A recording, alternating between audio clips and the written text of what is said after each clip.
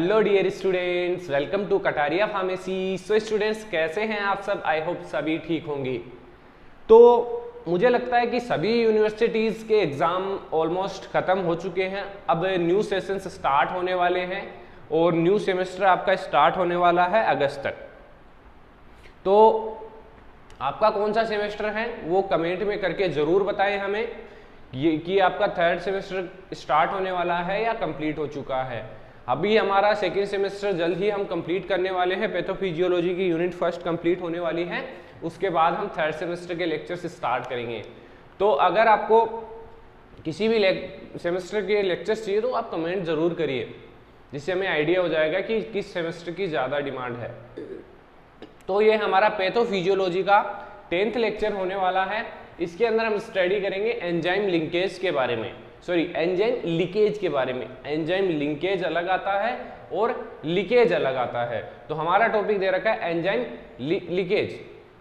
Enzyme leakage का मतलब ये नहीं है कि एंजाइम लीक हो रहा है कहीं से, मतलब लीक तो हो रहा है, लेकिन हम क्या स्टडी कर रहे हैं? सेल इंजरीज के बारे में स्टडी कर रहे हैं। तो सेल इंजरीज में क्या होगा कि यहाँ पर इंजरी तो सेल इंजरी हो रही है, लेकिन किस कारण से हो रही है?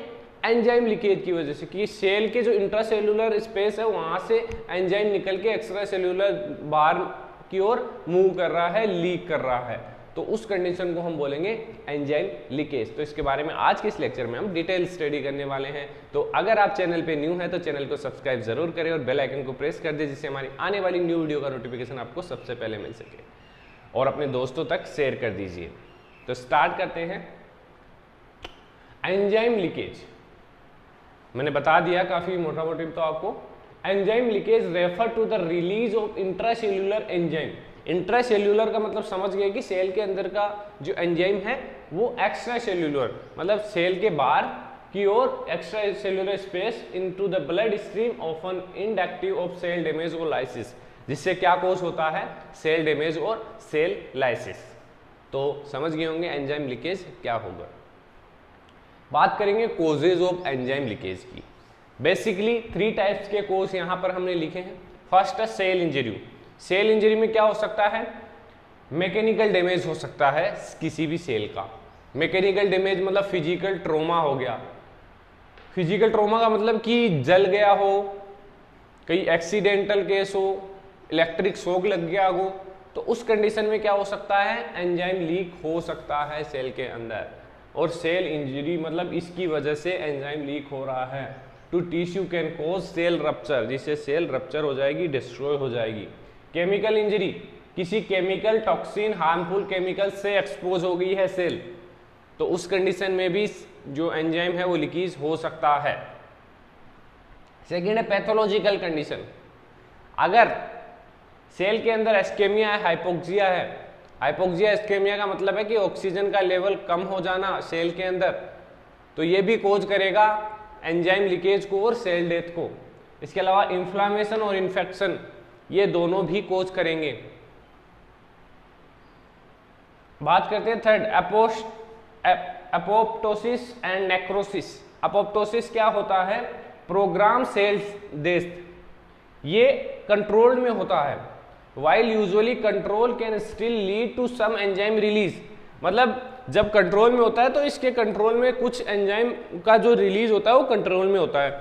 बाकी जो नेक्रोसिस होता है वो अनकंट्रोल सेल डेथ होता है। इसमें result in significant enzyme leakage. इसके अंदर अनकंट्रोल्ड एंजाइम का लीकेज होता है, किसके अंदर? नेक्रोसिस के अंदर। तो ये हो गए 3 causes of cell enzyme leakage.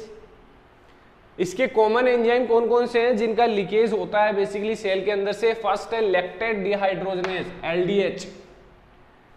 Second है aspartate amino transferase, AST and alanine amino transferase. Fourth है क्रिएटिन काइनेज, और लास्ट है एमाइलेज एंड लाइपेज।